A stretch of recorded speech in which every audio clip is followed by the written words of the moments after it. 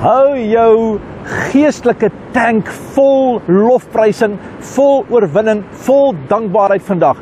Weet jy, as jou tank vol van God se dankbaarheid is, ry jy verder. Jy gaan net soveel verder. Kom, dink maar aan 'n kar wat petrol in 'n tank het. Jy weet, as dit gaan staan en daar's nie meer petrol nie, dan staan jy en jy verloor en jy raak bang vir die omstandighede. Maar wanneer jy 'n tank vol petrol het, dan kan jy die eindbestemming haal.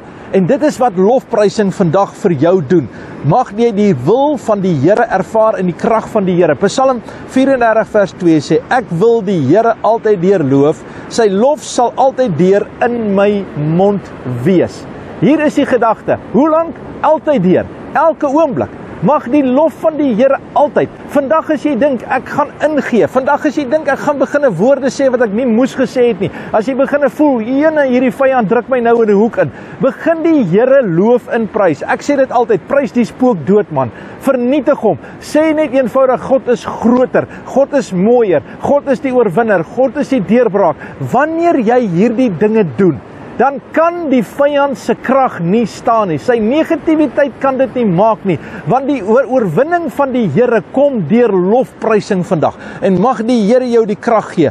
Lofprysing vul jou met geestelike energie. Dit vul jou met dankbaarheid in die teenwoordigheid van die Here. Dit bring jou in die plan van God in en dit gee vir jou 'n kragtige deurbraak. Blymoedige hart breek elke negatiewe atmosfeer af en raak bly, wees opgewonde, want blydskap is genesing vir jou gebeentes vandag. Jou woorde bou jou wêreld, en wanneer jy dit begin doen in die naam van die Here, sal elke vyand vlug in Jesus naam. Jy onderwerp jou aan God, en weet dit, die Here gaan jou laat wen vandag. Sê amen daarop. Gee 'n lofprysing vandag. Prys die Here vir sy goedheid en sy guns, want jy is sy kind vandag. Vader, in Jesus naam dank ek U, dat U ons die krag gee om ons geestelike tank vol te hou vandag, sodat ons op U kan vertrou, en dat ons vandag U kan loof en prys, Here. Maak nie saak wat die vyand sê nie, maak nie saak hoe ons liggaam voel nie, maak nie saak wat ons beursie sê nie.